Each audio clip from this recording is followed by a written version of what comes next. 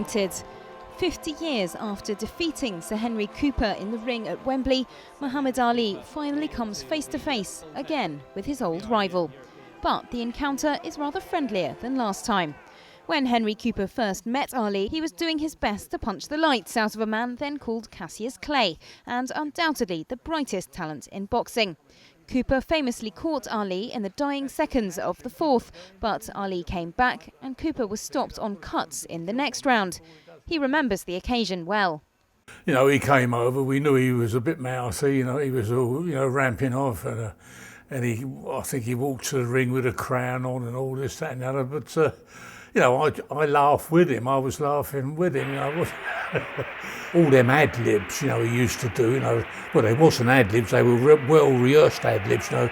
He said, if Cooper gives me jive, I'll stop him in 5. Well, Henry Cooper's nothing but a tramp. He's a bum. I'm the world's greatest. He must fall in 5 rounds, but if you talk about me, I'll cut it 3. You know, the press used to say to me, does it upset you like what he says? He calls you this. I said, no, I said, don't say that. I said, he's putting bums on the seat, so... Former sports correspondent Neil Allen was ringside for their 2 fights and remembers the friendship. They've both come in spite of one being very, very controversial, Ali, in the early years, and one not being very controversial, I think greatly loved.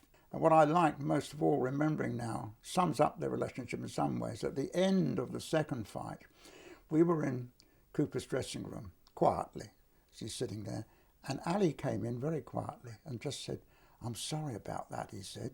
"That's all right, Cass," he said. He said, "I'd have done the same to you." And I wrote, it was as if 2 people talking over a garden fence. Today, side by side yet again.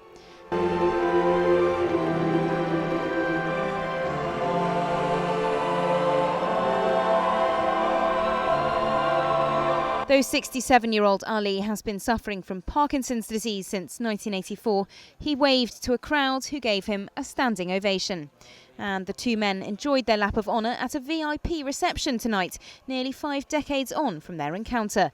They were the star attractions at a rather unlikely setting, the European Jumping and Dressage Championships in the grounds of Windsor Castle, which Ali is attending as part of his tour of the UK, raising money for his charity.